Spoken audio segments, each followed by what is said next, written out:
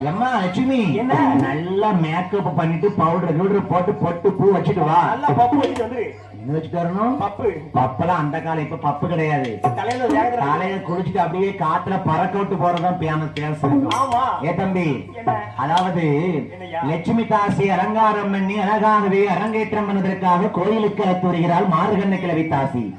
பெற்ற தாயாகப்பட்டவள் மகளை அரங்கேற்றம் பண்ணதற்காக பட்டு சேலை கட்டி பட்டு பாவடை ரவிக்கை கட்டி கழுத்துக்களே அழகாகவே ஆபரணங்களை பூட்டிக் கொண்டு கண்ணதிலே அஞ்சின மை தீட்டி கொண்டைக்கு அழகாகவே பூக்களை சூடிக்கொண்டு லட்சுமி தாசி அழைத்து வருகிறார்கள்.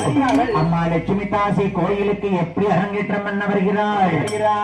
நல்ல நடை நடந்தே நடை நடந்தே அருங்குடியாள் வாராளையா நடை நடந்தே நம்ம அம்மையப்பன் கோவிலே திருநடனா மாற வேண்டும்.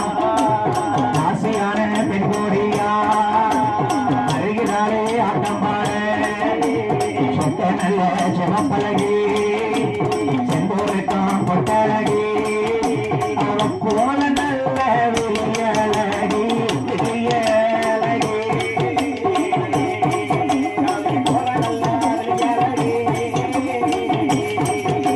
எங்கள் கோடவியில் வருகிறாளே வருகிறாளே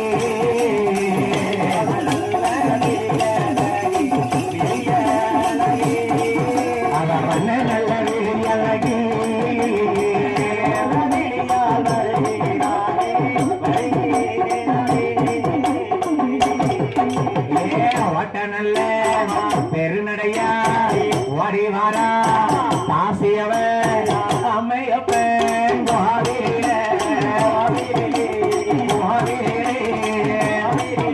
நாம நகனோட